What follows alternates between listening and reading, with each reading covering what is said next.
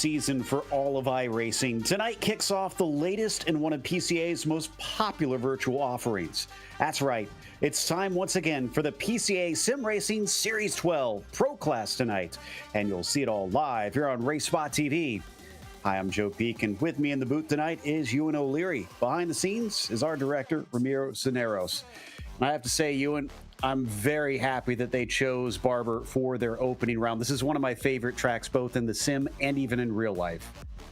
Yeah, to drive, I would agree. It is one of the best circuits in the sim to drive, especially in a GT3 car. I think suits this circuit a little bit well. I think the IndyCar that go around here, for example, very often is a bit too fast, to be honest. But this car is perfectly suited, and the rises and falls make it very interesting indeed. What the real difficulty is going to be is in terms of overtaking. Look at the track map here. There are not very many chances at all. Down in towards turn 5 is always a pinch point, especially on the opening lap. The awkward triple, whatever you'd call that, at turn 7 and 8 is a passing point as well. But there are not many chances around here. It's going to be a difficult race in terms of overtaking, but a fun one to drive, hopefully, for the drivers. Yeah, it's almost always fun to drive. From my experience, we'll see if the drivers agree once we get over to the racing itself. But right now they are getting ready to start qualifying currently. They've been having time to practice. And one of the big talking points for Series 12 is that the league did their annual rebalancing of driver performance. So tonight represents the first time out in the pro class for several of our drivers. And making that step up to this top class makes a big difference, Ewan. Yeah, it is. You do notice that throughout the week. And from memory, I thought the Pro Class was last in the cycle last season, but I could be wrong. Coming first, it doesn't make it quite so pronounced, but when you go through the other categories and then you finally get to the pros at the very end of the week and you think, blimey, these guys are very, very good indeed. And that's what we're going to see here. Some of the best drivers in sim racing are here. Michael Polsek is, and has been, one of the best TCR drivers in the iRacing service, I would argue. There are plenty of other drivers who are right up there as well in terms of their GT3 credentials. So, yeah, it's a very stacked field indeed. We're going to see a lot of action here, that is for sure, and a lot of great drivers primarily, which is the main thing. And Kevin Sandiego, with about 7 minutes left in this practice session, is our fastest right now. With it being practice, it doesn't mean a whole lot, but to give you an idea of the level of competition you're dealing with this top class in PCA, they have, last I looked, it was 19. Now it is up to 20 drivers are within 1 second. You have 34 drivers within 2.2 seconds right now. Even the tiniest little improvement out there could jump you up multiple spots. And that's something to watch out for in qualifying, with it being so important here, Ewan, like you mentioned. Yeah, it will be really important. And so you've got to get this practice session right in some ways as well, and try and sort of get the best time you can, prepare for that qualifying session as much as possible. And not only the actual realities of this circuit, but actually the fact that it is so close means that it's quite difficult to overtake as well. You need a bit of a speed difference when you try to overtake someone, and there really isn't that throughout the field. So it's going to be a very intense qualifying session indeed. They do not get long out there on the circuit at all to get their lap time in, and the pressure is going to be really on here at a circuit where qualifying is always a joy to watch. I hope that we do follow along with someone. I'm sure we will throughout the qualifying session and see just how they're ragging the car around this circuit, because it's such an exciting place to watch qualifying. And some of the drivers have managed to get some real-world experience here recently. Several of them ran at the real Barber Motorsports Park during the PCA Porsche Parade that they had back in June. And I've got to see, actually, a few of the PCA track days myself in person. I've been following, and well, not just following, I've been covering the Porsche Sprint Challenge, and they share some of those weekends with PCA. So this virtual version of the PCA also kind of follows that Porsche ethos of having that ladder system. In the real world, you have PCA racing where you can really get those track days and get used to putting your Porsche in a high performance situation. And then you step up to Porsche Sprint Challenge. If you advance from there, you go to the Carrera Cup and then to the Super Cup and so on and so forth until you could reach top levels such as WEC or IMSA in the Porsche ladder system. But it all kind of starts here, and especially in the virtual world. Like I said, they've got this pro class and you work your way up. You mentioned it a little bit earlier, Ewan, that you come from the entry class up to challenge and so forth to eventually, hopefully, if you're fast enough, if you're consistent enough, get put into this based on your performances. Yeah, exactly, and that's the way that it works. It means we get to know these drivers quite well, and we get to follow a bit of a story with them as well over the course of seasons, which is nice. For reference, the club class is tomorrow at Barber as well. They're all at Barber for the first event, of course. The sport and challenge classes are on Wednesday and Thursday next week, so make sure you join us for those. It's going to be a very interesting couple of weeks of racing, and you get to see the different levels of driving talent out there. This is the top of the top, of course, in the pro class, but there's still plenty to see down in the other classes as well. And as you say, they can develop forward, they can earn their right to be in this top class and go for the main championship, go for the win, of course, in the main championship as well, which is always an exciting thing. Christopher Pires was able to do that last season, of course, by just 9 points over Thomas Briggs. It was a very exciting end to a quite wide open season. And Chris is here today, but to tell you how competitive it is, our champion is sitting in 26th right now. But that's not for lack of speed. It's just everything is so tight out there. He's about 1.1 seconds off the fastest time in practice. So we saw Prescott having a little bit of an issue and heading off into the gravel. This track, honestly, I think is going to be a little bit punishing, even though it is a bit more of a modern track. I think it was built in 2000 or thereabouts. But you see the barriers very close to the edge of the track, like such is what we've got here in these last couple corners, where you can throw this all away in just the flash of an eye. Yeah, you can. It's one of those old school circuits where mistakes are really punished, the way it should be, of course. That's what I would argue. You should be punished for the mistakes if you do go that little bit wide. The tarmac runoff certainly hasn't reached Barber Motorsports Park, and that is a good thing. It adds to the character of the circuit. It means that you can't be quite as on the edge. Maybe sometimes you've got to maybe rein it in time and again, because if you're constantly on the edge, chances are you will go off at some point and find the barrier as well. So it's good, I think, that the character remains, and I'm sure it's one of those old school American circuits that we all like to see. You see a lot of them over in the United States, actually. Not much tarmac runoff on their road courses for whatever reason. We'll certainly be going to some other circuits, though, with a little bit more of that over the course of the season. Not so much in this schedule, but right at the end we've got Monza, of course, and that is very different to Barber Motorsports Park with regards to runoff.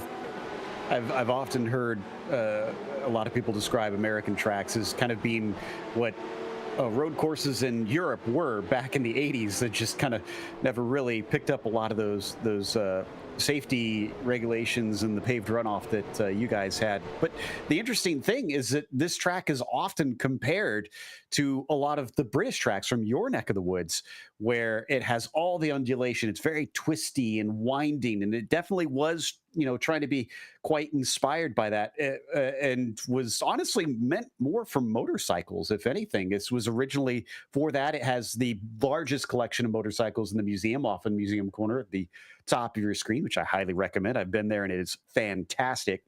And it just, it makes it such a roller coaster ride. Yeah, I mean, Brands Hatch, maybe you could compare it to. That's probably the closest English circuit you could, or British circuit. Sorry, Scotland and Wales.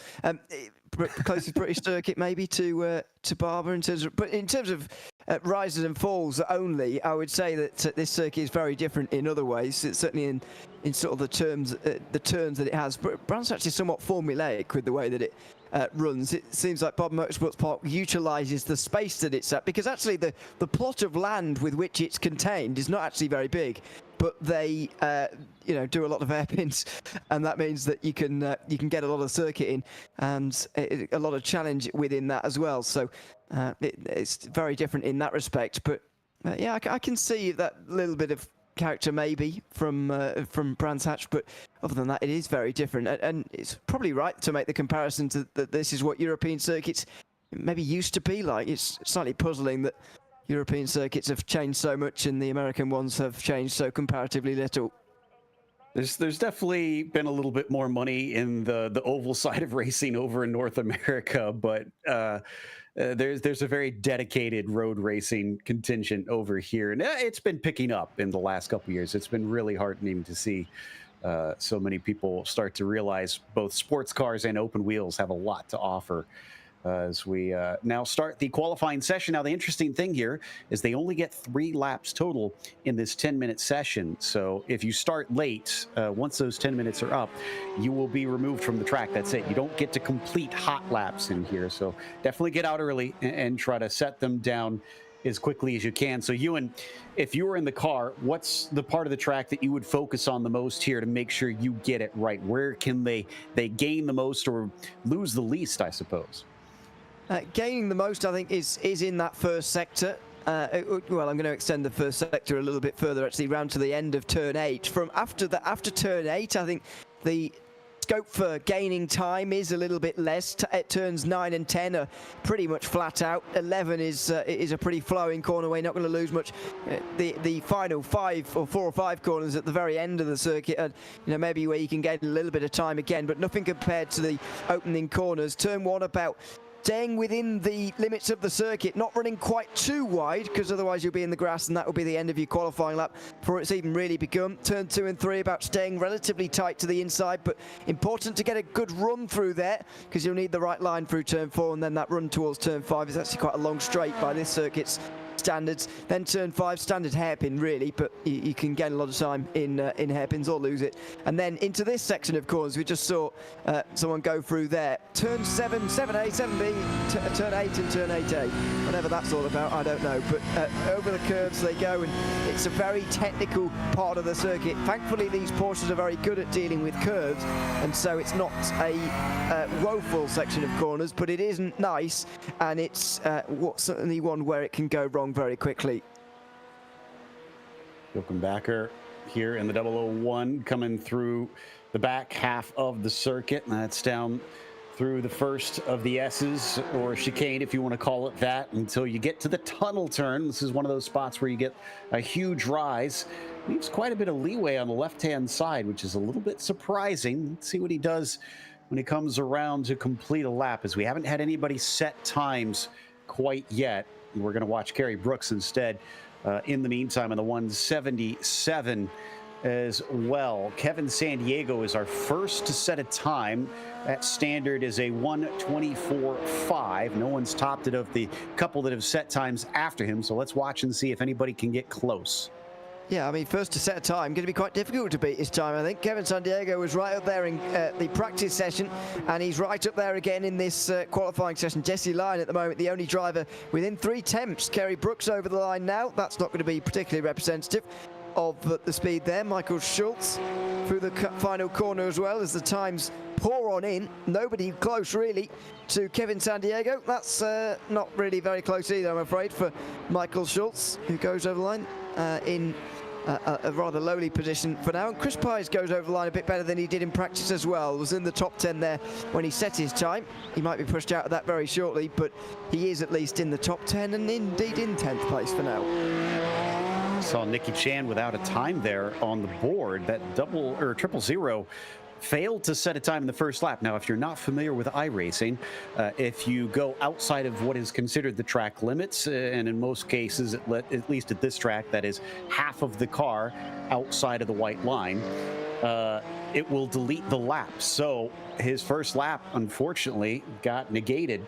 So he's going to have to come around and try to get a better one. But unfortunately, I can't tell you on my screen, Nicky just had a little half spin. So his third lap is going to have to be the money lap. But what about Matt Quinn? And the 2:25 doesn't look, yeah, he hasn't set a lap time either. So he suffered the same thing. He's coming around the last couple corners here through the carousel and up to the final left-hander as, oh, we just got another fastest lap. Jesse Lyon has taken over the pole here, Ewan.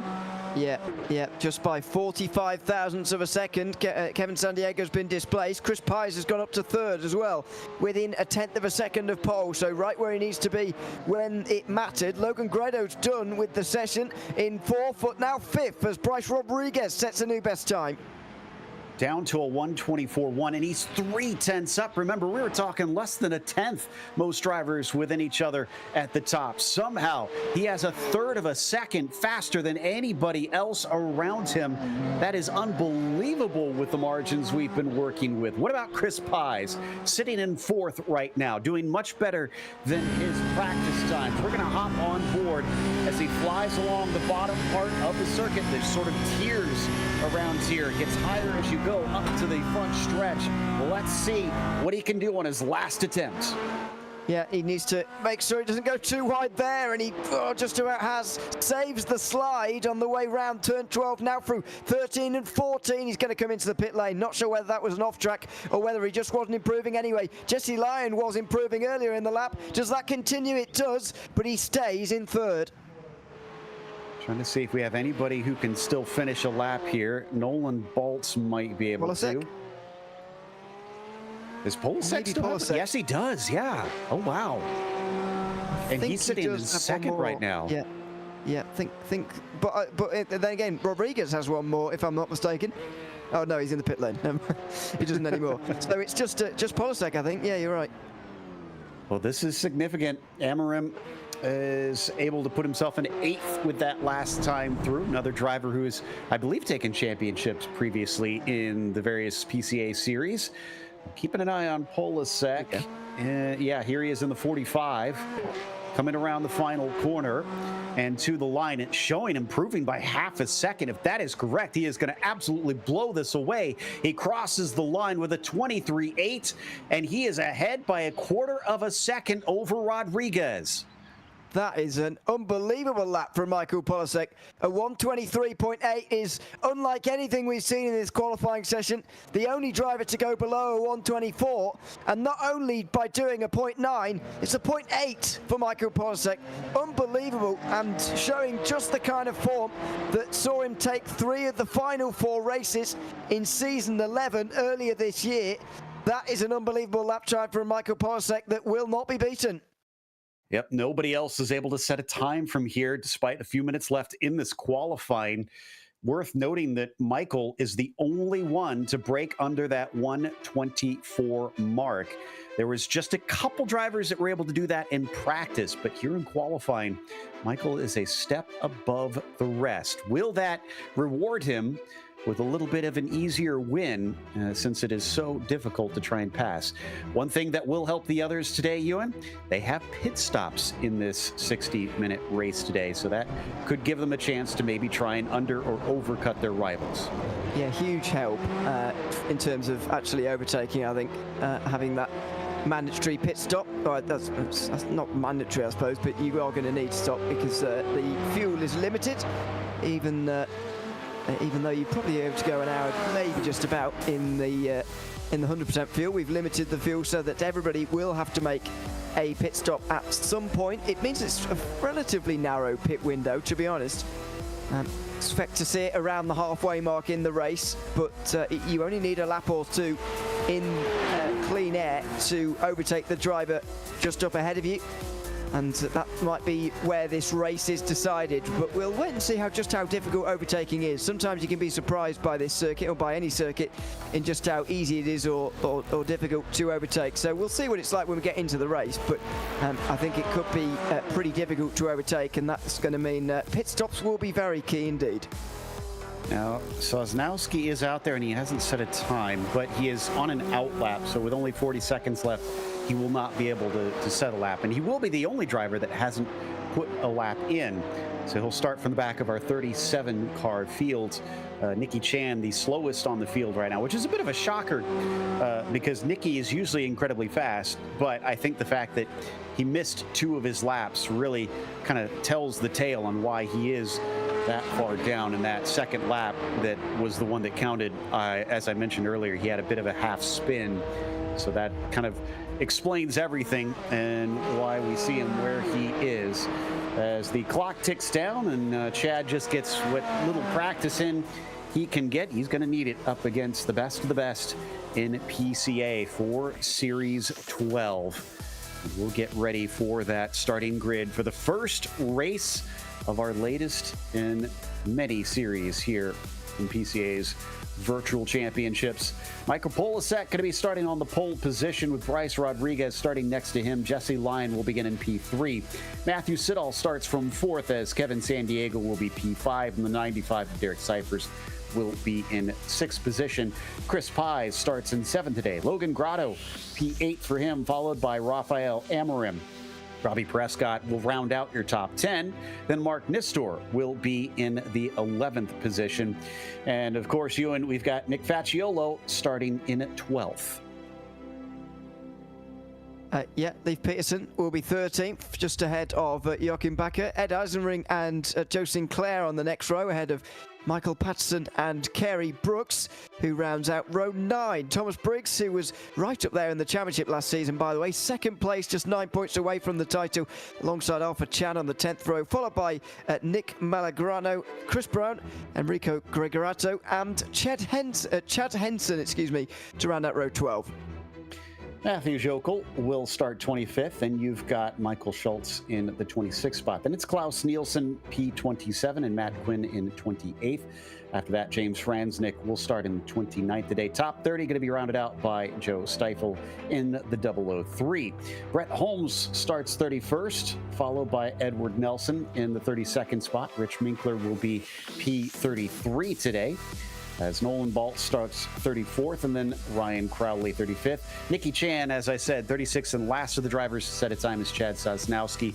Will start from the back of the field, failing to set a time, but he will be allowed to start this race. They've got a little bit of a drivers meeting here as they have warm up for any last little bits that they want to do to practice, as well as to tweak the setups. One thing they do between the different tiers in the ladder system, Ewan, is once you get up to the club and the pro, they open up the setups and you can try to find some speed and some comfort with those tools.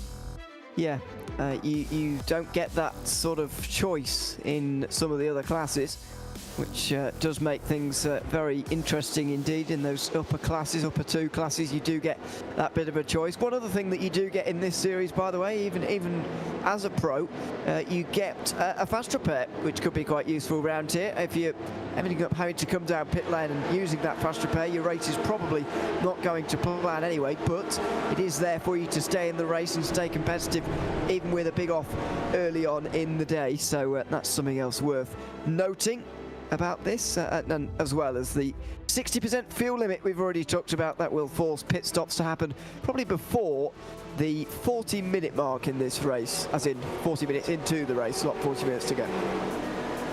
Exactly, and these are the GT3 Cup cars, so this is not GT3 class vehicles. For those curious, this is what you would see in the Carrera Cup or in the Super Cup, very similar vehicles that you've got running out here. But these drivers will have to practice those pit stops, have a bit of a plan. It may have to change, of course, and as we mentioned, they should not be able to get to the end. Now, one thing I will note is that as you mentioned earlier, it is not required that you take a pit stop, but if things go as they normally should, you will have to take a pit stop. Now, there have been cases in the past where they've thrown full course cautions here because of big opening wrecks. We're hoping that isn't the case, but that has opened it up in the past at some circuits to be able to do it without a pit stop or a very late pit stop. So something to think about for once we get rolling here, which we should pretty soon. About a minute left here in the warm-up. So Ewan, put yourself in the cockpit. What's the keys here? What is going to give you victory today?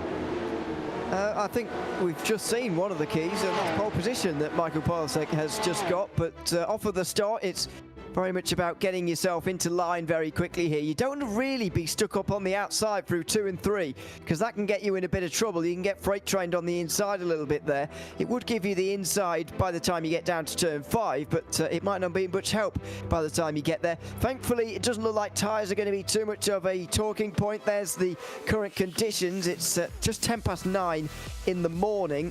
Not sure if that's going to translate forward towards the race. I'd imagine it would be similar. 31 degrees Celsius for those of you living in America land. I think that's 8 in the 80s for track temperatures. 87 Fahrenheit. Get in. Yes. I double checked on my iRacing real quick just because I was curious. And there's another fastest lap for Michael Polsek. Again, looking good here in the warm-up. But this won't mean anything. There's no points here. There's nothing that will determine the race. It is all down to once they get to that checkered flag, which is going to be happening shortly because they are now getting ready to grid up. We've gone through the fields. You hopefully have got your setup right. Hopefully you put the right amount of fuel in so that you can get to the finish on this one on that single stop. It is going to be a rolling start, though. So the drivers will have the pace car to lead them away on this one. As you said, not too bad of conditions, 87 Fahrenheit or about 31 Celsius on the track surface. So I don't know if we'll see drivers having to deal with tires in that bad a shape by the time they get going. No, and they'll be glad about that, because this is not one of those circuits where you get a free pass on tyres like you do at Monza, for example. Later on in the season, it's not really going to be much of a talking point around there.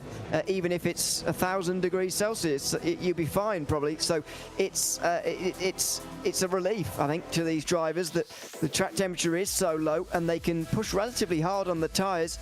And that's certainly what we're going to be seeing here throughout the race. The key early on, get into the lead here if you're on the front row. It's only going to be Michael Polsek or Bryce Rodriguez who's going to be leading after lap 1, or after sector 1 indeed. So both of those drivers have got to make absolute sure that it is them that leads off at the start. As we watch from on board the safety car, looking back at Polsek and Rodriguez on that front row.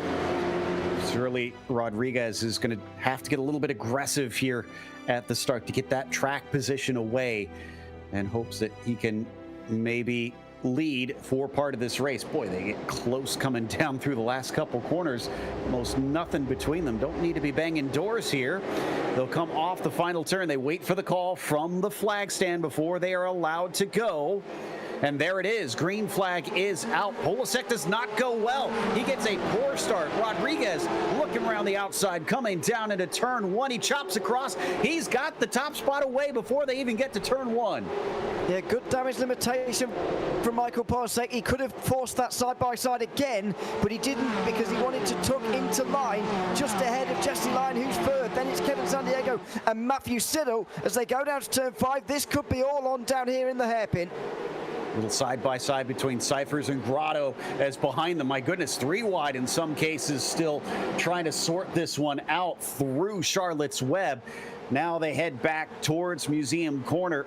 And so far, so good. Glad to see it's a very clean start. One thing this series prides itself on, Ewan, is the fact that they insist on these drivers make it through that first lap. Yeah, and they certainly did on that occasion. That was very good driving from everybody. I think we've got all 37 of them still facing the right way, and that is absolutely not a given. After the run downhill towards turn 5, it's a difficult braking zone where you can get caught up very easily, and if there's one person that goes around, then everyone will be involved in it. Well, at the back, Franznik and Sosnowski, unfortunately, were off through 10 and 11. So it looks like we didn't get completely through when we had another accident a little farther back as we're watching the 95. Trying to make out who that is. Looks like Melorano and a couple others coming up over the tunnel turn. So we'll try and check that out in a bit. Most of them look to be able to carry on, which is a good sign that it wasn't that bad of a hit. Yeah, I suppose so, but still some drivers, I would imagine, making their way down to pit lane after all of that shot we got through the final couple of corners there through turn 14 was very indicative of what was happening back there. Everybody slowing up in a pretty major way, trying to avoid whatever was happening in front of them. But the leaders have gotten single file. Not too many positional changes on that opening lap inside the top 10, but a very crucial one for Bryce Rodriguez, who's gotten into the lead ahead of Michael Polisek, who was dominant in qualifying, now with work to do in the race. Rodriguez holding him at bay for now. Polisek hasn't been close enough to try and attack, but Cyphers here has been in the wars. He's been tussling with Grotto since pretty much the beginning. Here's the incident with Sosnowski.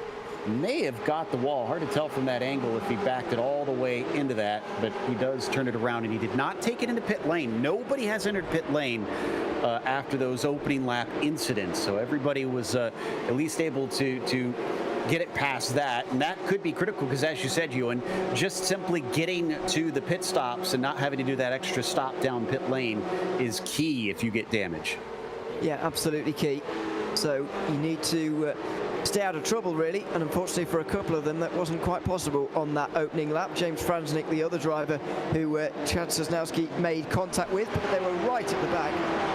Sosnowski didn't even get a lap in qualifying, as we see the other incident. Michael Schultz, the first one to go around, and there were a few more involved in this one. 117 was Melorano that you saw sideways there, and didn't quite see if he got some help or if he just started to spin on his own. Jesse Lyon and the 115 car coming down to Museum Corner, currently sitting in the third position, so on the podium. Did not change spots like those top two, but he's been waiting patiently, and patience probably going to be very much a virtue during this race. Yeah, it really is, because it's going to be so difficult to overtake. You're going to have to stay behind maybe for the majority of this opening stint here. The leaders have just got to stay with the front pack, if you like. Now, that's going to be more likely to happen if you're further towards the front, because first of all, you're in control of your own destiny, but second of all, there's less drivers in front of you to lose the gap to the driver in front of them, and so creating a gap. So for these front three, they're very much mostly in control of their own status in that group, as we see the spin for Leif Peterson. That was at turn 8 by the looks of things. Just about found a gap there to rejoin without any sort of incident. He is in 24th now because of that little spin. Yeah, despite no cars having come down pit lane, 37 cars, 27 seconds apart. So yeah, a good example of what you're talking about, where the farther behind you get, the more you start to lose the leaders here. But this is still quite the train from first down to, let's see, about 10th place. 5 seconds total between them. We can see how closely knit they're remaining. Yeah, and then a 2-second gap back to Mark Nister in 11th place, so that's very telling about the speed of the front 10 and then the lack of speed compared to everyone else. So this is so it's Michael Schultz who powered in, excuse me. I think it was one of his teammates who went around first. As you say, 117 at the time. Yeah, you're right. So apologies for that. Got that wrong first time around. Schultz was the one who piled in, or one of the ones anyway, that piled right in. Thankfully, though, and it feels remarkable to say this, still nobody down pit lane, even despite all that contact. Everybody realising that if you want to be in any sort of position to even score points in this race, which is even quite difficult, then you've got to be making just the one stop, and pitting after lap 1 is not going to mean just one stop. Was there more problems with Leif Peterson? There was. That is an ill-handling car. That's twice now we've seen him lose it pretty much on his own. That was on power, though. That was, I would say, the problem with that car on that occasion was between the steering wheel and the seat, actually. But the first time round may have been setup and may have been car related. I'm afraid Peterson was a little bit too heavy on the right foot on that occasion. We can get that under control as this race goes on. Like we said, open setup this class, and drivers can do what they can to try and get it a little bit more to their liking.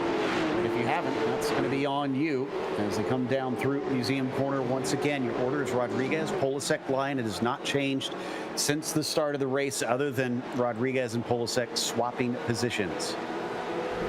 Yeah, so that's what we're going to see. That's going to be the story, I think, for the first half of the race. The change for the lead at the very start. And now what it's about for Porsche is getting as close as possible and then using the pit stop, arguably, to try and get through. But it's going to be so difficult. Look at the way that the field is spread out already. 37 cars covered by 30 seconds. Now, for now, Porsche might be able to come out a long way behind everybody and find some clean air. But once we get into the real rhythm of this race, there's going to be cars all over this circuit because it's only 1 minute 25 long. And that means that there's going to be no clear air for you to pit into. Brett Holt also spun very similarly here down in Charlotte's Web, although this one was more on entry. So car goes around. Thankfully, everybody misses him. He's able to carry on. Race Control, by the way, took a look at the race start and no action taken.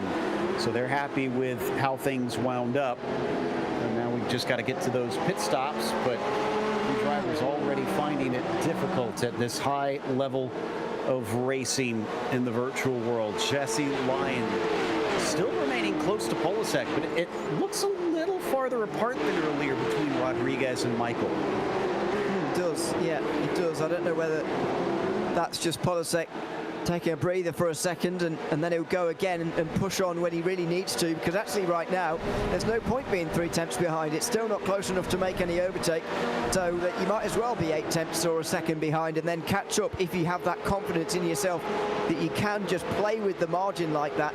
But interesting to know that Race Control have had a look at the start and said nothing doing, because in some series Bryce Rodriguez doing what he did, having his nose ahead so quickly on the start there, and indeed as they crossed the line, would land him in trouble in some series.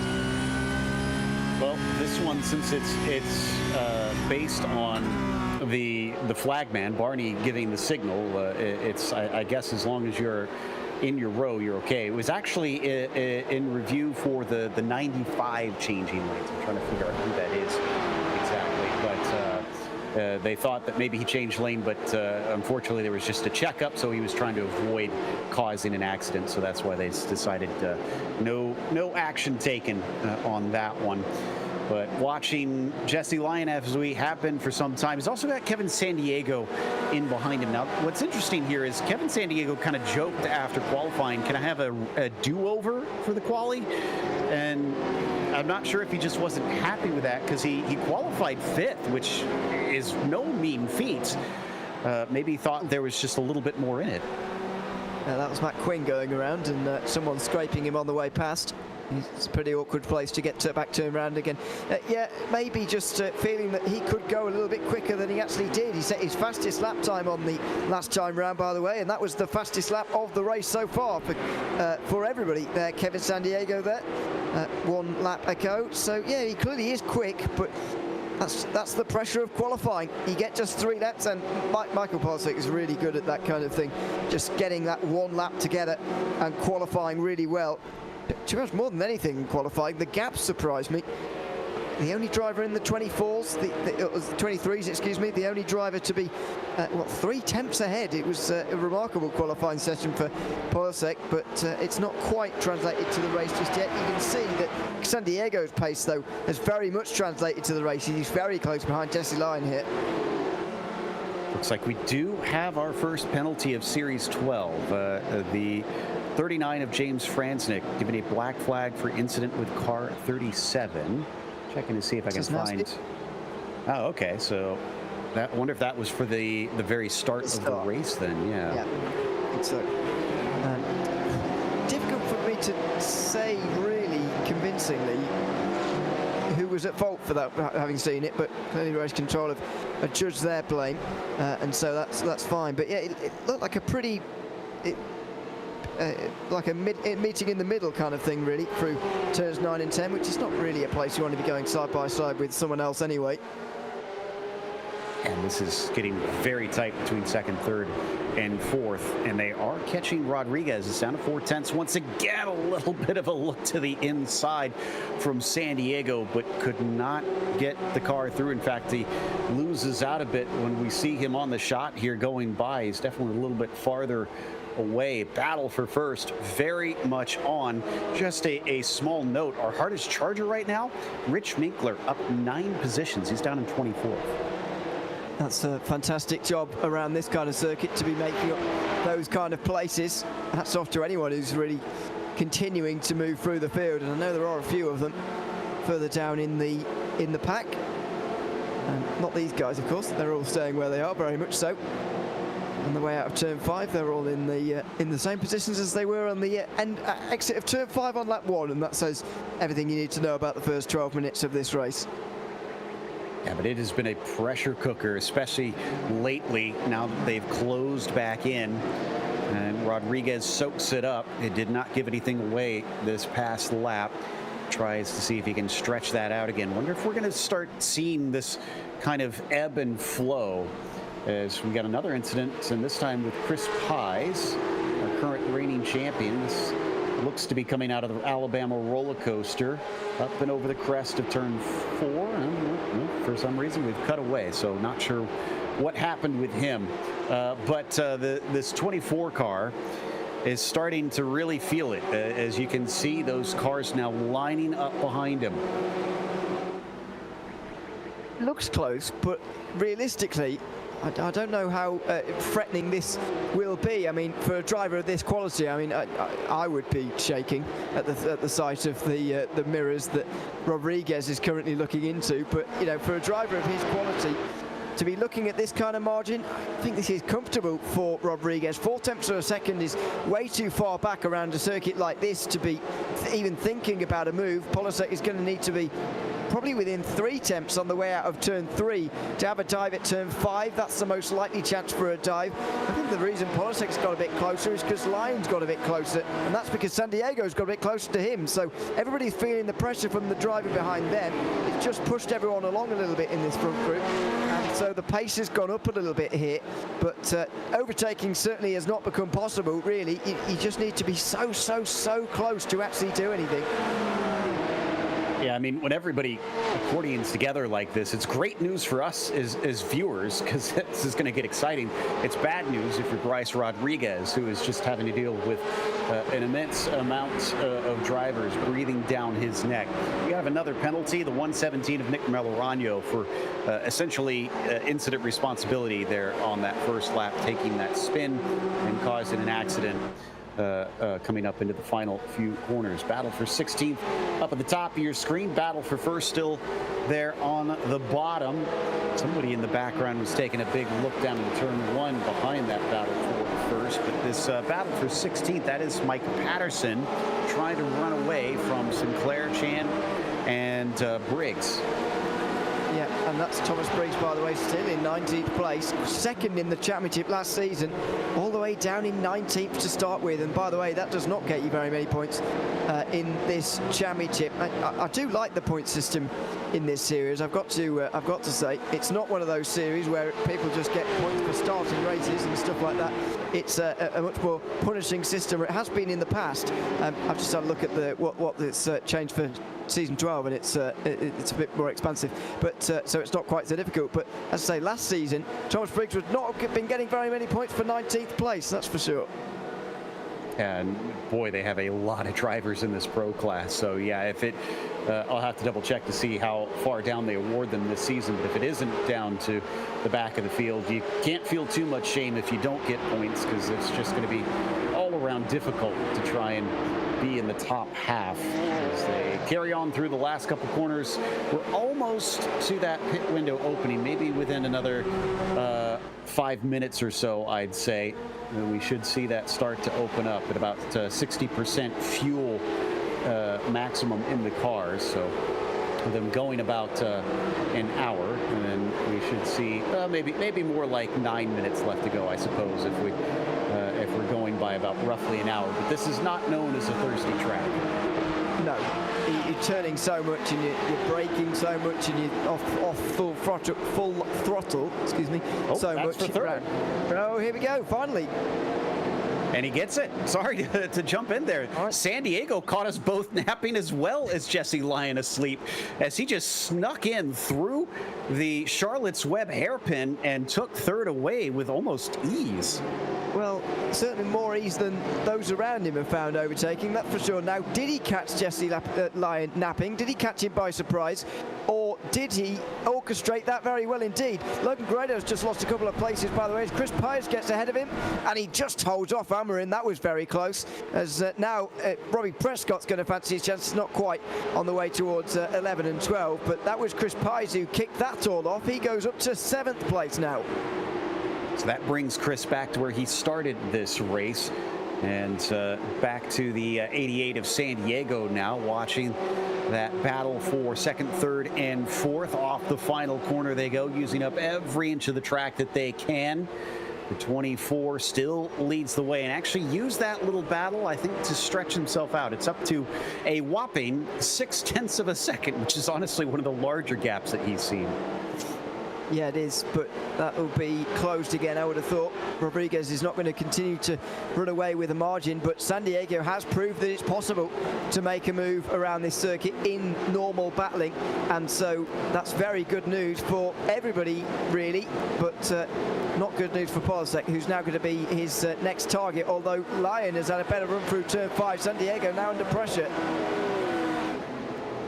San Diego going to lose this spot right back. Doesn't manage to get an attempt on him up through Museum Corner.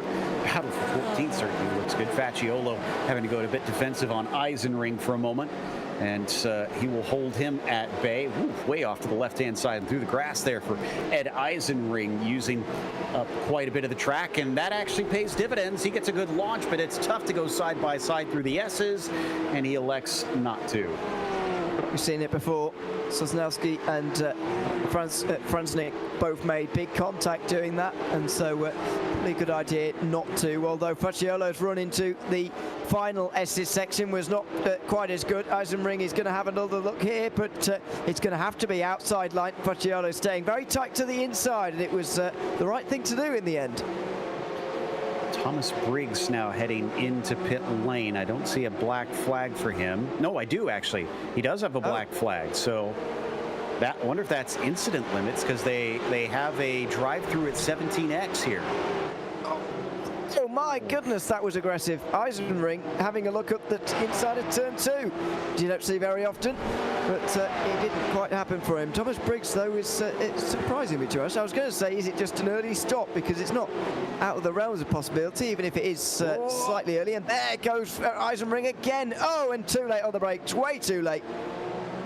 Well, he might not think birds are real, but that attempt was real. Ed Eisenring, unfortunately, failing to make the overtake as he sent it in a little bit too hot.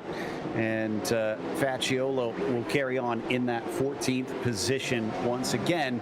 But the drivers behind them basically picked up the slack. Patterson, Sinclair, and Chan are already right behind him. And taking a look at the 88 of Kevin San Diego once again, still in 3rd ahead of Jesse Lyon. Anybody ducking off to pit lane amongst them? No, they're all going to stay out for another lap. Yep, so the end of the first 20 minutes, and we've had 14 laps, so we're going to have 42 laps, I think, in this race as a result. Pit stop, of course, will cost them a little bit of time.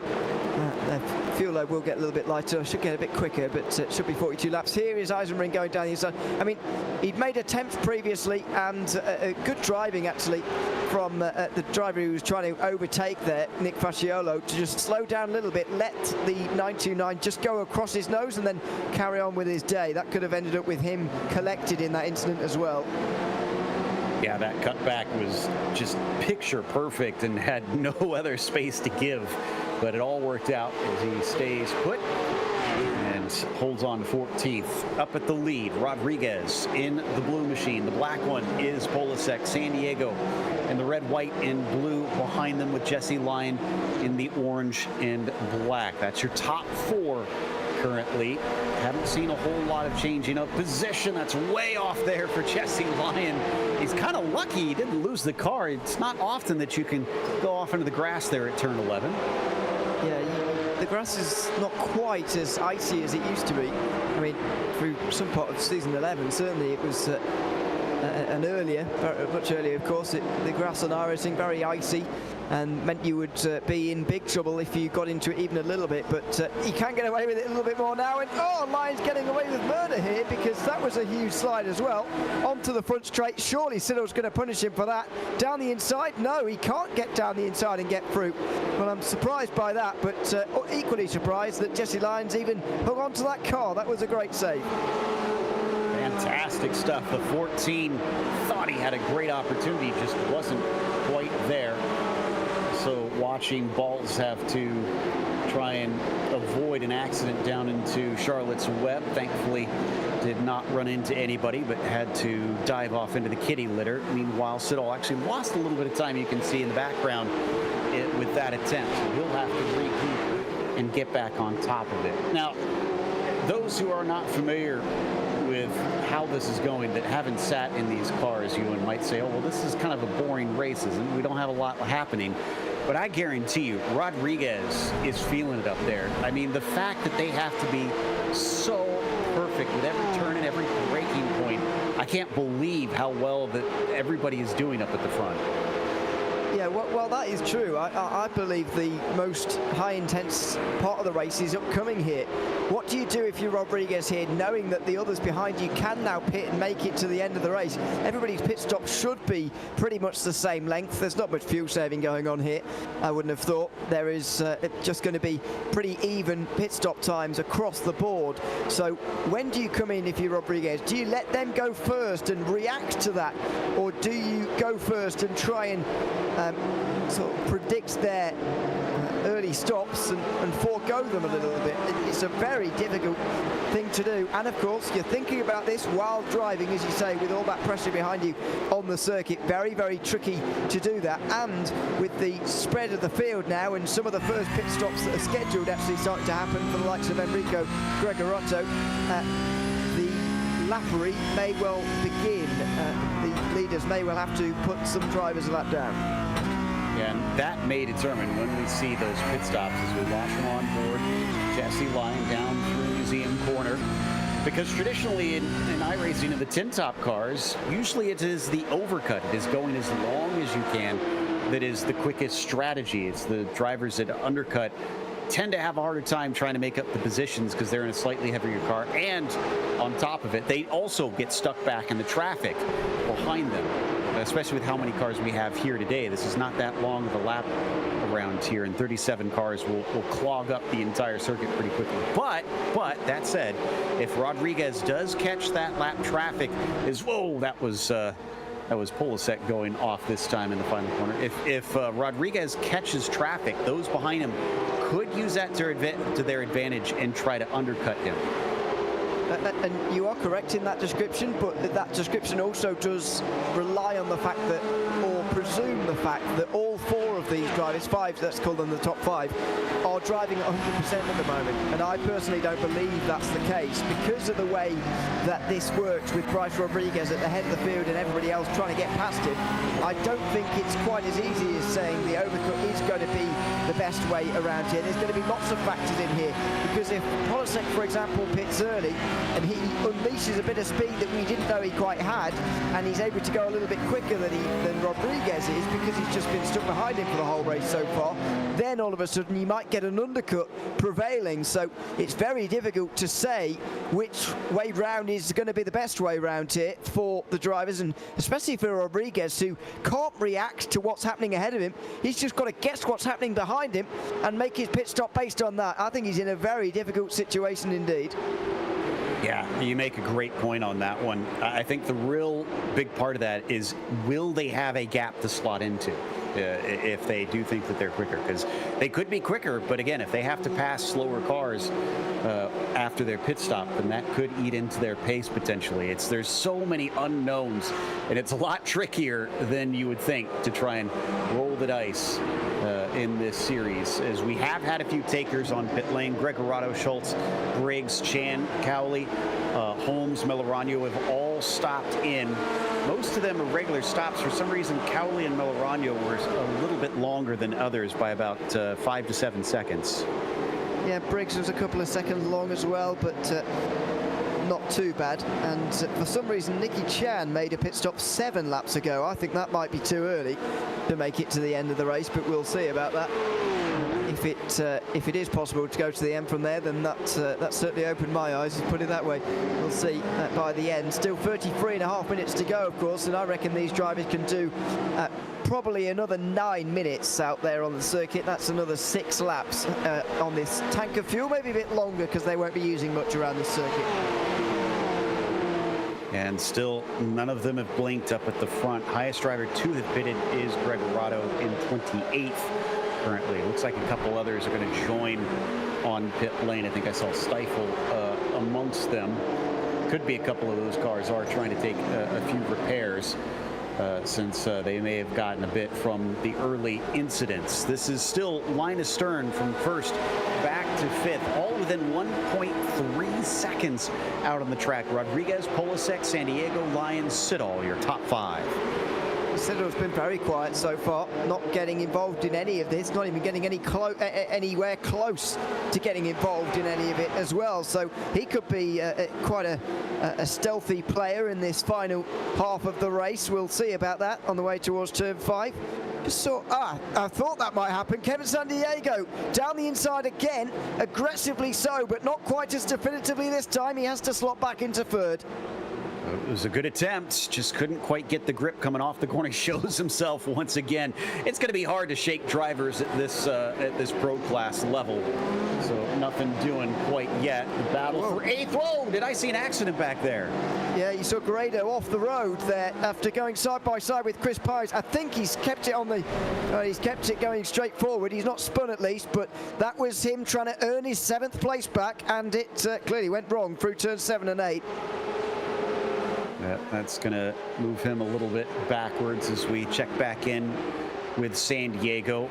Been an impressive drive thus far, up 2 from where he started. And we saw at least one of the overtakes here in the middle of the race. Another attempt at it didn't quite work out as well. This is starting to look close between Polasek and Rodriguez just in front of him. You saw him even kind of showing his nose slightly. Yeah, I think he is capable of passing, or capable of getting close and going quicker than Rodriguez. And now that San Diego has shown real signs of trying to overtake Polasek, now the driver of 3 races, the winner, excuse me, of 3 races last season is looking to make a pass of his own. But he was close in towards turn number 1, not where you want to be close, because it's not really an overtaking opportunity. Wasn't close enough by the time they got to the all-important turn 5. You definitely need overlap into turn 1 if you're going to make that one work. We had another stopper about a lap ago, Arthur Chan, and is now back out in 24th. The reason I bring him up because he was much farther up the field, I think somewhere around 18th or 19th. So there's that incident with Logan. Just returning to the track. You get a slowdown penalty that's handed out automatically by the sim if you cut the course, and once you slow down a little bit and hand your time back, you're able to carry on. But it does give you a bit of pain. It does, and you know, it was difficult around the outside there. I don't think he'll be doing that again in a hurry, because he very much drove off himself, to be honest, with Chris Pires on his inside, trying to defend that 7th position. Of course, Chris Pires, the champion from 1 season ago, as we mentioned many times. A couple of podiums last season, but most of all consistency and running around where he is right now. So this is a little bit farther back now with Logan Grotto on Rafael Amorim for 8th position. As they come around the Alabama roller coaster. And I sometimes refer to this as Newgarden's crest after his sort of infamous crash that he had there. It's a little bit harder than you'd think sometimes, especially in GT cars. It doesn't have a lot of downforce on them, but they'll all get it wound up down into Charlotte's Web, and nothing doing for Logan this time by. Robbie Prescott is the one in behind them as we check back in once again for the battle for the lead. And this is getting very, very tight, almost nose to tail down the hill. It's really close, and I think it's because Polasek wants to put some distance between himself and San Diego by overtaking here, but he's struggling to do so. Now down into 11 and 12 here. Rodriguez does take an awkward line on the way through 12, and it does allow Polasek to close right in. He can fire it down the inside at 14 as well if he wants to, but he's not quite willing to do that at the moment. And the longer they stay in a group like this, the less willing the four behind Rodriguez will be to come in, because when you want to do your pit stop, you want to go in there at full speed, and if there's drivers in front of you, then you have to brake to avoid the back of them and then re-accelerate to get into the pit lane. That's really costly in terms of time loss, and so while they're all as close as this, everybody apart from Rodriguez will be pretty averse to pitting. You saw a flash of a car. There it is once again. It's Joe Stifle. That is a lapped car. There's another look down the inside. San Diego giving it a good attempt. Oh, but this is going to hurt him this time. Off the corner, Lyon nearly managed to get some overlap of his own. I think his only saving grace is it looks like he got balked a bit. There was so close to being overlap on the way towards turn 5 between Polasek and San Diego. It was quite astonishing. You certainly couldn't fit a block of cheese in between it, maybe. That was it was very, very close indeed through there, and Polasek just about hangs on, but look at the time loss. He now has to catch those 0.6 of a second up to Rodriguez, which he's going to do pretty quickly, I think. I personally believe Polasek is a lot quicker than Rodriguez here, who's continuing to lead, but only for the moment. And now there's traffic about. Will anybody pit? I'm amazed nobody's pit there, because they will lose time now with all the traffic. And Stifle can't dive into pits because he's already taken his pit stop. So he's just going to have to try and be as polite as he can while running his own race. In fact, they're going to have another car come out of pit lane there. You can see that's Nolan Baltz, who looks like he'll be able to maybe slot in behind them and not interrupt this. Yeah, well done to him, but it's pretty awkward for Stifle and everybody else. Polasek had a gap there in front of him to enter pit lane at full speed and avoid the traffic, but he didn't, and so did Cyril as well. There was enough of a gap. Big move down the inside for Polasek. He just about manages to get through on the lap driver as well. Rodriguez with not a very good run there at all. His advantage wiped away completely. Stifle having to lift big time now as they come up to Museum Corner, and it's Siddall, the one that gets caught out as they have to go side by side. He can't make the car disappear. Joe is entitled to his own race. He's trying to run as fast as he can and make up for, I believe he was a part of an incident at the start. But he's unfortunately finding himself having to try and give way to the leaders. Yeah, it's a difficult situation to find yourself, and it's one of the reasons why some of those at the back of the field elect not to pit very early, because you do find yourself in big groups like this as the leading four stay out again. Surprised, because there's traffic everywhere around the circuit now. I think they need to be less worried about coming out into traffic. They need to realize they're in traffic right now. Exactly. Nolan Baltz headed on in, but that's the second time, I believe.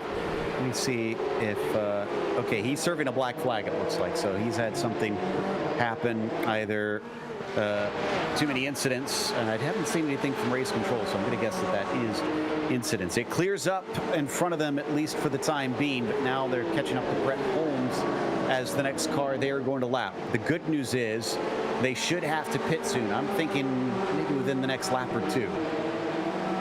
I would have said either this lap or next, yeah, unless they're going a long way on fuel because of the circuit, which is not impossible, but I would be surprised if it's any longer. Ed Eisenring has had quite the day, and that's another episode in his story, I'm afraid, and it's not a good one.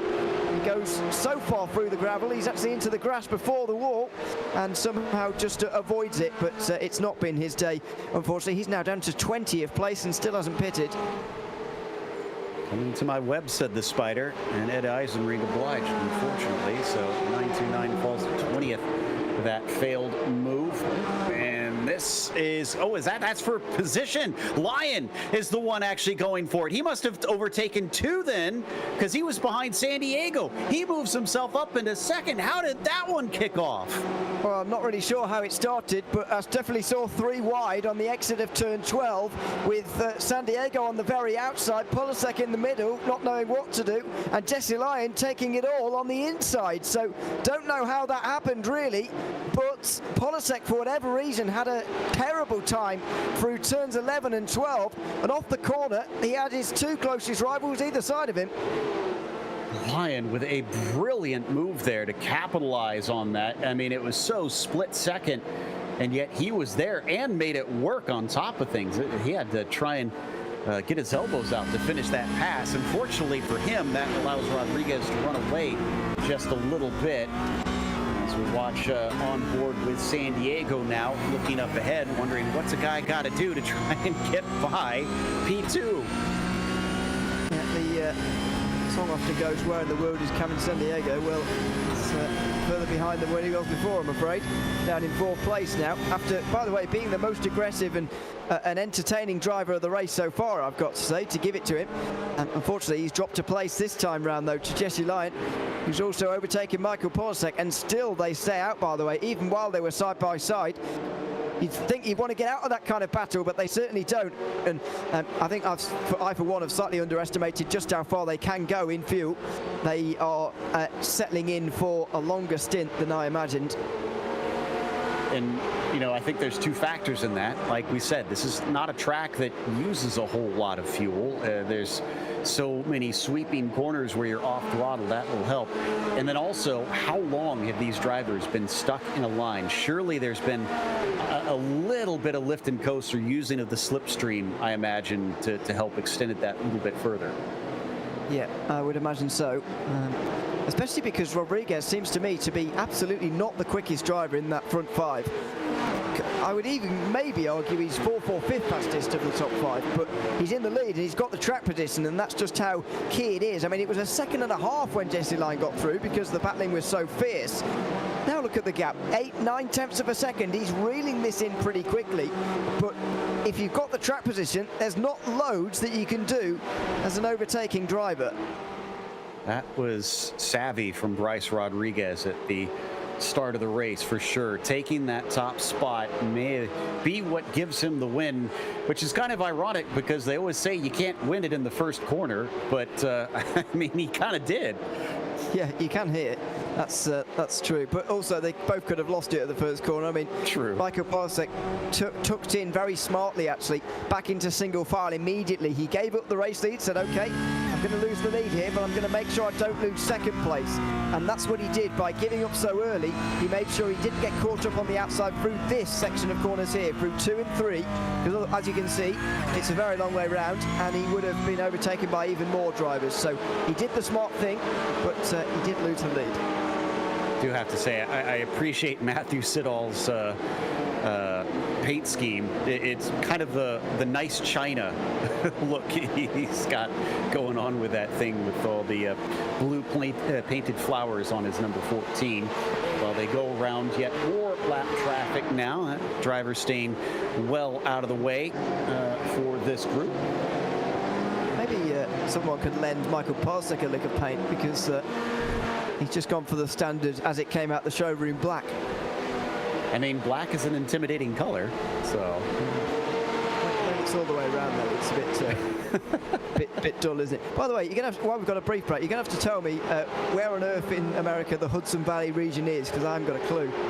I believe somewhere in New York would be my guess. Okay. The Hudson River, so upstate New York, most likely. I'll see if I can get some clarification from, because gosh, PCA has a ton of regions, and I mean, credit to them that they have so many people involved. But my goodness, I can't keep track of them all. I know, but imagine being British and seeing these names that don't even relate to states and stuff. I'm losing my mind.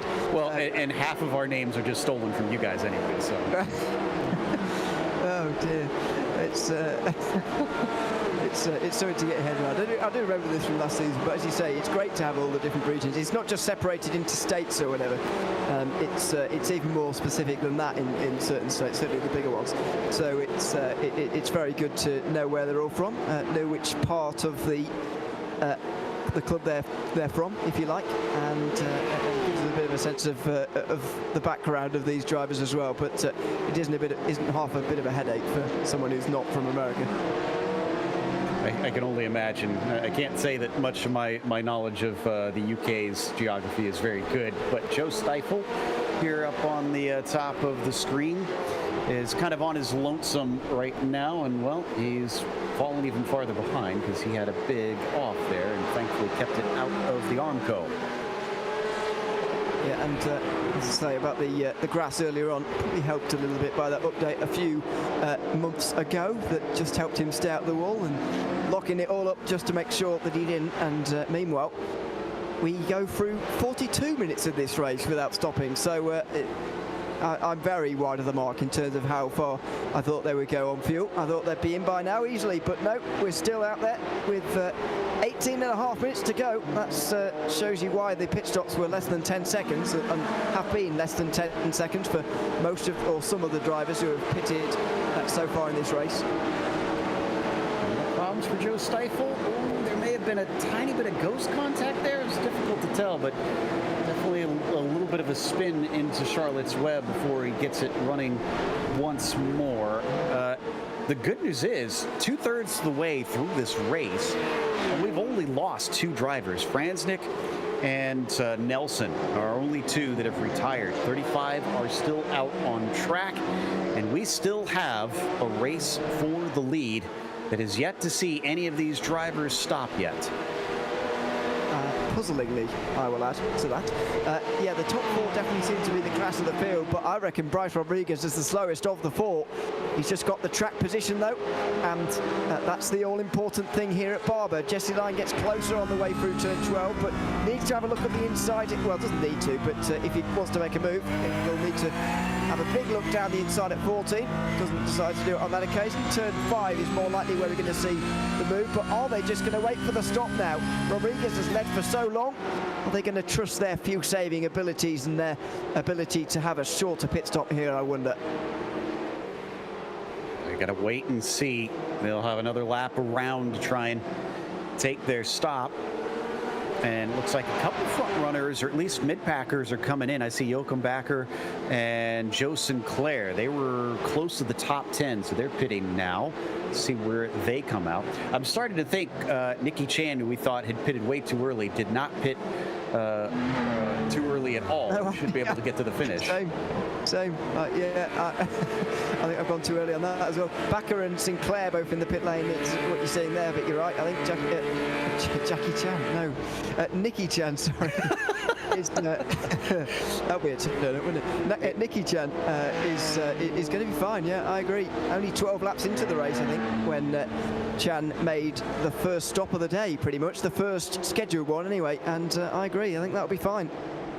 He'll need some Jackie Chan-like moves maybe to make some overtakes today. That looks like it's been pretty tough for most people.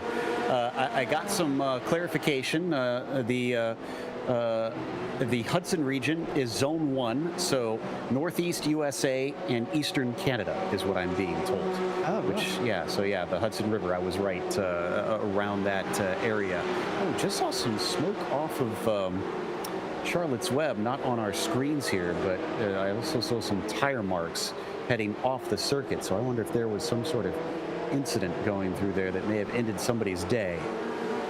I can't see anyone who's gone off particularly. Maybe Joe Stifel again, who's a bit down at, but just because they're down at a lap time doesn't mean that they are down and off the circuit.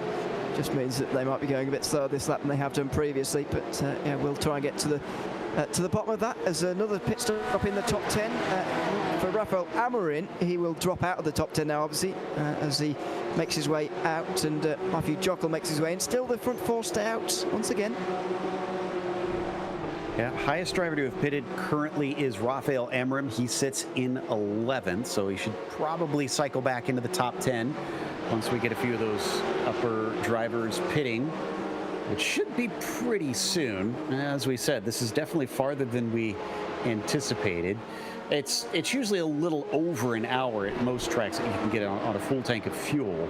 Granted, I fell victim to my own thing that I try to tell people, because that's the GT3 class cars. These are cup cars, so they might be able to go longer than. I'm not actually sure how long these things can go.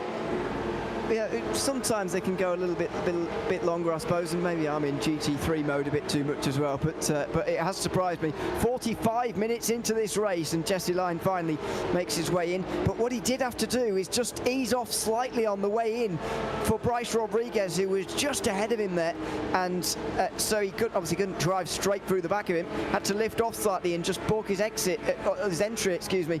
So will the others, especially Rodriguez, gain some time on pit entry because they enter without that little slow up just to avoid the car in front of them? We're getting word that pit stop should be incoming now, and that definitely seems clear from Lyon and Cyphers both pitting in and coming back out. So what is it going to look like, since we have at least one lap difference between those who have not pitted and those who have? Up at the front of the field, Bryce Rodriguez now needs to push like the Dickens to make sure he does not get jumped. Yep, and I would be in straight away here if I was Bryce Rodriguez. Cover off your closest rival, Jesse Lyon, who was second when the pit stop cycle really started for this front four. He's got to be in here, in my opinion. There he is. He kept a very tight line early on, almost as if he forgot where it was through turn 14, but he dives in, and San Diego, I've got to say, has gained a bit of time on him there through much more aggressive pit entry. But Rodriguez just has to stay ahead of Lyon, who's made the early call, and now we need to see where he's going to be on the exit here. Is he in clean air? I believe he is, Jesse Lyon. 8.8 seconds in the box for Jesse Lyon. There's your marker. Rodriguez gets into his, so does San Diego. Watching those timing towers very closely. Somebody missed it. That was Siddall. Oh, that is going to be crucial. He'll lose a ton of time. Rodriguez, 11.1 seconds. Lyon has already passed him, and he is through into the lead. And Rodriguez is going to lose 2 positions, because there goes San Diego. Yeah, Rodriguez has lost out loads here in that pit stop cycle because his pit stop was longer than anybody else inside the top 11.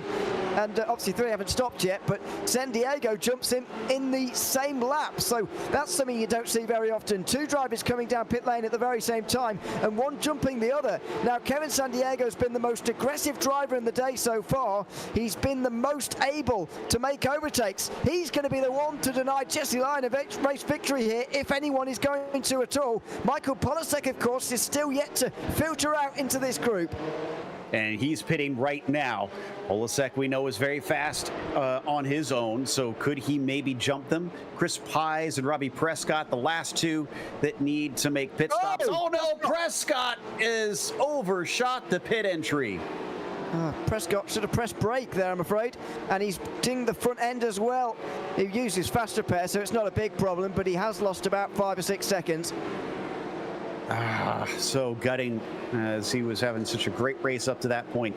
So Lyon is your leader by about 1.2 seconds over San Diego. We watch to see Polasek out now, 8.2 seconds. That's even quicker than what Lyon did. It's going to be close. There is your driver who is leader on track, but no, it is Polasek who comes out ahead of him. New leader in the number 45. Wow, so Michael Polasek was waiting all along. He was holding something back all along, and by going longer, the traditional overcut strategy has worked. He's been, well, maybe even saving a little bit of fuel as well. Just 8.2 seconds is half a second quicker than anybody else inside that front 4. In fact, it's the quickest pit stop I can see in the top 8 as of right now. And so there's the replay of Prescott getting it wrong into the pit entry. Somewhat surprising, he's the only one we've seen go off there actually, and what's the difficult pit entry, but Polasek got everything right there. His in-lap must have been perfect. His entry to the pit lane must have been perfect. Hitting his marks in the lane, perfect. And his pit stop time, the shortest of anybody. That is what gets you the race lead with 10 minutes to go. Now, the pit stops do have a bit of randomness to them. In iRacing, when you are refueling or taking tires, it can take a little bit longer or shorter depending. There's variation, much like a real pit crew would have. And I don't know if San Diego's was based on that or if he just maybe took a little bit too much fuel, because the 88 was about 2 seconds slower in the box, and he's about 2.7 seconds off the lead right now. I feel like San Diego missed a trick in those pit stops. Partly that. I feel like there's two things going on here. Is that Polassek's in-lap was, I think, extraordinary. We obviously didn't see it because we were watching the pit stops that were happening at the time, which were quite exciting. But I think his in-lap was pretty extraordinary. You look at the gap he's got over Jesse Line here, 1.5 seconds. Now, he gained half a second through the pit stop short, and there were 2 laps when Polasek was going around again, and Jesse Line was still out there on the circuit getting up to speed again. And it looks like Polasek was able to use those laps to get ahead, because the half second he gained in the pit stop doesn't account for the margin he's got at the moment, not in its entirety anyway. Sosnowski's have been having a bad day, and it's gotten entirely worse. Was that Chan? That may have been Ricky Chan that he had an incident with right there. Looks like it to me. Looked like the 000 that has been out on the circuit for the longest time since the pit lane. But yeah, when things go from bad to worse, I'm afraid, there for Chad Sosnowski, who is now down in 29th position, but still going in this race, as you mentioned earlier, still as of 35 of the 37 that began this race. Sosnowski up 8, so the hardest charger other than Rich Minkler. Looks like he's also gained 8 positions currently. So depending on if you count drivers that didn't set a qualifying lap for hard chargers, like Patterson, that's not a wall that gets hit very often, actually. So Patterson having a bit of an issue off of the Alabama roller coaster. It's surprising that people don't hit that wall more often, to be honest with you. It's a difficult exit traction zone. These cars don't have traction control after all. No driver aids on board for them, available for them, especially if you're in the grass. You'll find yourself very quickly in the right-hand side wall there. So pretty interesting that they don't find that wall more often, but there we go, an exhibition of just how to get it wrong slightly through turn 3. So we've had another black flag for Chad Sosnowski for that incident we just saw. And Facciolo just had a big problem as well with Joe Stifle. That was interesting. Didn't see that on screen, apologies, but you can see the puff of smoke in the background from that one. So we'll see if we can find that a little bit later. Now it is a battle for 5th for Derek Cyphers, behind what was our leader, but by about 5 seconds. If anything, he's trying to hold on to this P5. Matthew Siddall is the one behind him, bringing out the good China to try and take a top 5.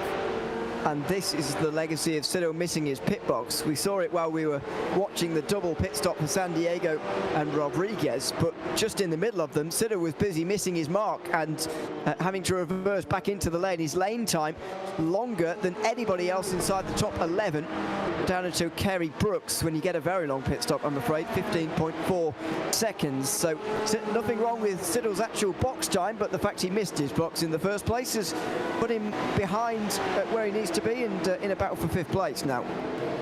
Always got to hit your marks, and that's not just your brake markers, your turn-in points, your acceleration zones. You got to try and practice those pit stops in this series, or they can catch you out and cost you valuable positions, especially at the sharp end of the field. So Cyphers is going to have to try and pull from the playbook of Bryce Rodriguez, actually, and go on the defense and just try and hold back these faster cars that he's managed to jump in the pit stops. Yeah, and if he can do that, then he will be very pleased, I think, with his evening's work. Go on board with Matthew Siddall here. Chris Pye is not too far behind. Pye just grew into this race a little bit, actually, and so he might fancy his chances of taking both of them, but there's only 5.5 minutes to go after all, and so it could become quite tricky. By the way, to how I understand in the YouTube chat, I am indeed in the UK, and it is indeed 3:10 in the morning, but I'm enjoying myself. Same question to you, what on earth are you doing awake at this time in the morning? Just asking me that question, I fire that straight back at you. This is what you got to do in sim racing sometimes. Stay up a little late to call the action.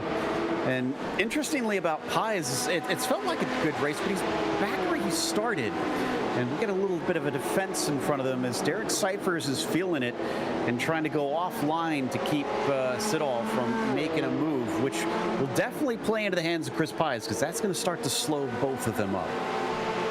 It is.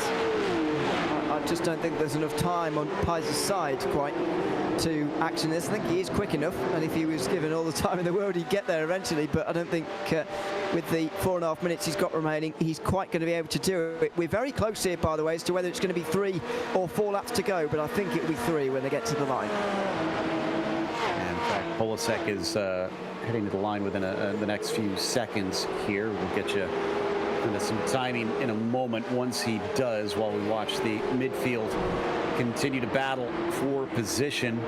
So across the line with 4:06 left for Polasek. 3 to go. Pretty convinced of that. We saw that after 20 minutes they'd done 14 laps, but they've had a pit stop since then, and that slowed them down a little bit. So 42 laps this race, by the looks of things. I'm glad there's at least one commentator that can do math, because it's not me. So you know, Larry, doing the heavy lifting for us in here. You said that the maths on my pit stop window was wildly incorrect. So you know, 50, you win some, you lose some. Oh, look at this, though. Look at this. Coming down the inside. Siddall going to try and make the move, but breaking late. Cyphers still holds him at bay. Great defense. I thought for sure that one was going to happen for the 14. Yeah, I think he was a little bit over-exaggerated, actually, with his move down the inside there. Almost as if he was trying to make it look like he was going down the inside more than the actual material of getting alongside. He didn't really do any of that, so pretty bizarre manoeuvre. And I think Siddall has got half an eye on the clock there and half an eye on his rearview mirror, just thinking, well, if this goes wrong, I could lose 6th place, and at the moment that could be very costly indeed. I know it's only the first round of the season, but you don't want to be losing out on positions you don't really need to. So Siddall is trying to get up into 5th place here, but he doesn't want to risk his 6th place in doing so. Yeah, and Chris Pies is a savvy character, so he's going to be watching them like a hawk. As soon as he sees an opening, I'm pretty sure he's going to try and go for it, but smartly so, because he is a current reigning champion. You don't win that without consistency and getting those good finishes. So if he knows that it's not going to work out, probably not going to just dive bomb and then chuck it in and see what happens, because clean racing is very much held at a premium in this series. We've already seen the stewards do not take any sort of car contact lightly. So if you're going to make a pass, you got to make it clean. You do. There's no point making the pass if it's going to be not clean, and you're going to get penalties that put you right back where you were, or even worse anyway. So you've got to absolutely make sure of that when you're making your move as well. And up in the top, by the way, Robbie Prescott trying to make his way past Mark Nister. So what we're seeing in both of these battles actually are drivers paying for errors during the pit stops. Siddall having to reverse back into his box has cost him 5th place, and so he's having to get that back from Derek Cyphers the halfway.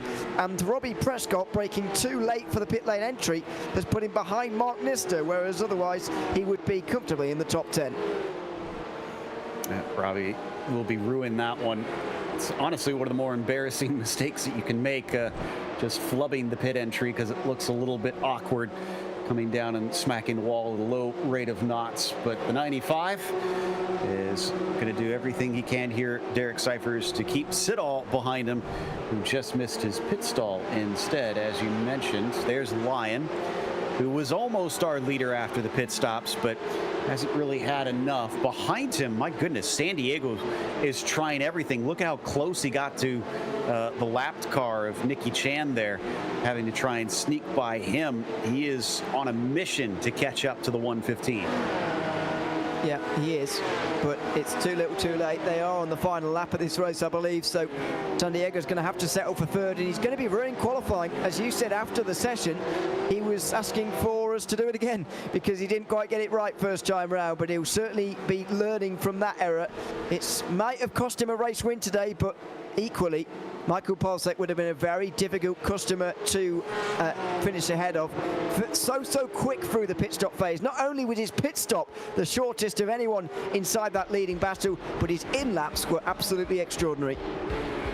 And that made the difference here today as he comes around the last couple corners. It's going to be 3.5 seconds difference between himself and San Diego. Don't know if that's enough to make the difference, but today it makes the win for the 45 as Michael Polasek takes the opening salvo in the Pro Class Series 12 Championship. Lyon's going to finish second, and San Diego gets himself a podium. Yeah, and Michael Polasek now has started 4 races in season 11 and 12 combined. He's won 4 races as well, a phenomenal record. And by the way, by only competing in 3 races last season, he's still got to 4th place in the Drivers' Championship. So goodness knows what he can achieve this time around. If he is here through all 7 rounds this time by, he will be very difficult to beat.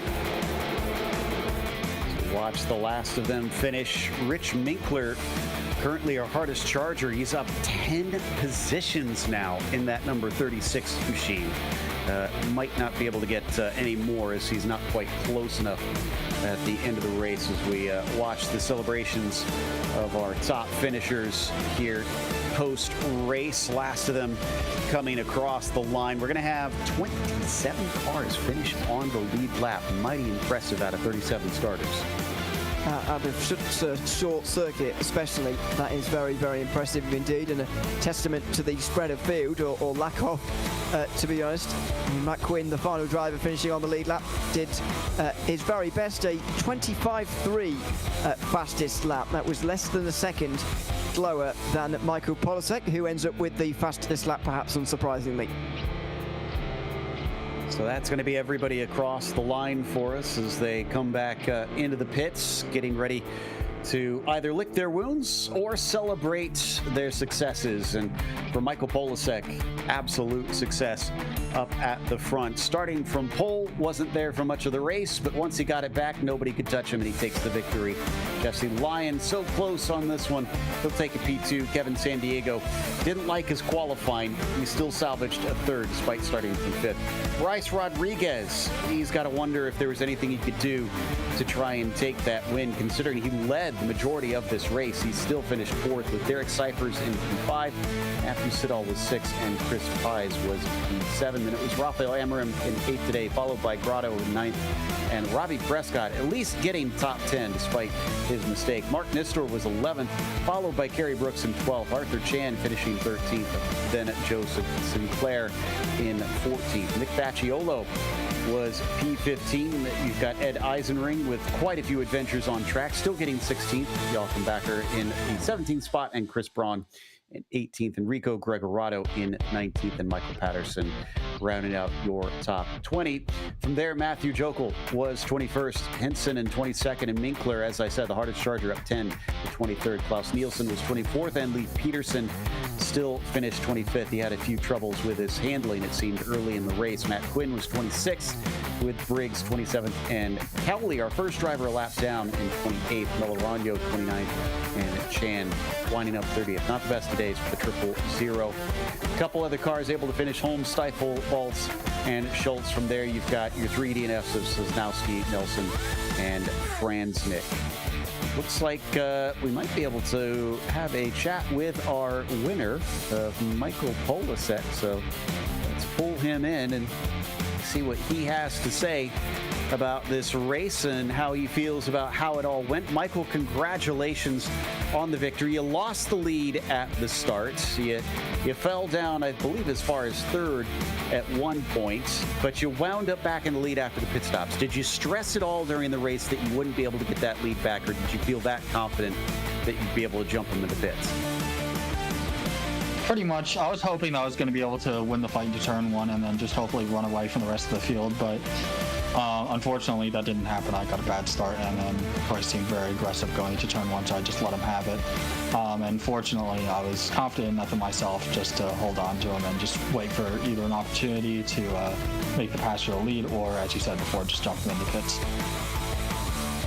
So this season, we see a whole bunch of new names out here. It looks ultra competitive up at the front. You came in with a splash in Series 11 and won pretty much every race that you competed in. Do you feel like you're going to have a hard time trying to go for the championship, or you're not thinking about that yet?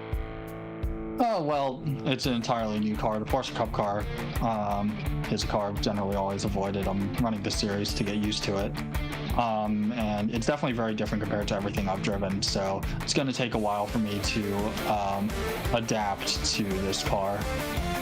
So once I get the hang of it, I think I'll be all right, but for right now, it's definitely a very stressful, very difficult car to keep on the road. If this is your weaker car, I'd hate to see your strong ones. That was mighty impressive. Anybody you want to thank for today's victory? Absolutely. First of all, thank you to Tristan Iglesias for just giving me a few pointers on how to get started on this car and what I need to do to make it go fast. And thank you to my friends and family for watching the race. And thank you to the PCA for putting on this race in this series. That was Michael Polasek, our driver, the number 45 and winner today in the Pro class for Series 12, Race 1. I believe we've got second place also waiting around here. Ewan, have you caught up with Jesse Lyon? Yes, we do have Jesse Lyon in. Welcome, Jesse, good to have you with us. Second place today, 2.4 seconds off the win. Of course, all down to that pit stop cycle. What were you feeling going into it, though? You were in the mix, certainly. All you had to do was be in the top four, of course, and stay with those leaders at the front. You were all covered by a second for ages. It was very exciting. Then it all split apart during the pit stops. What were you expecting from them as you came in to kick it all off? I went into the pits pretty early to try and undercut. I was caught on the Michael fuel saving early on, so I decided to do the same. And I didn't want to follow anyone going into the pit stop because you lose a ton of time doing that. So I went in early, hoping that they all kind of went at the same time, but I only managed to jump Kevin and Bryce from that. Now, I was surprised how long you were able to go on fuel here today.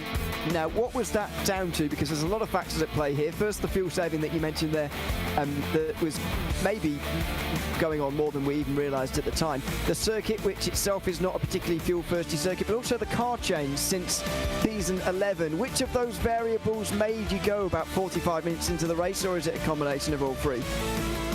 It's a combination. The brakes on the P-Cup are a lot more, you got to brake earlier, so you're already not using as much fuel as a GT3R. And then this track obviously uses almost no fuel, so fuel saving was kind of the big thing here, since you could stretch an extra lap by not really trying to stretch an extra lap. It's really the combination. And then the track also got really hot, which uses even less fuel, so. Lots of variables. Anyone you'd like to thank before we let you go? Yeah, I'd like to thank my mom and dad, all my friends watching tonight, and the people down at Solpec Precision Racing. They're currently my team helping me out, learning how to drive, and they've been a huge help. So I also like to give a shout out to Robbie Prescott and Mark Nister. Excellent. Congratulations on P2 tonight. Yep, you too. So there we are, Jesse Lyon, second place here tonight at Barber. And up in third, we had Kevin San Diego, who felt like he missed out a bit on qualifying. Kevin, you were 3.9 seconds off the lead at the finish line. If you had qualified higher, do you think that would have made those 3.9 seconds up? Hey Joe, thanks for the question there.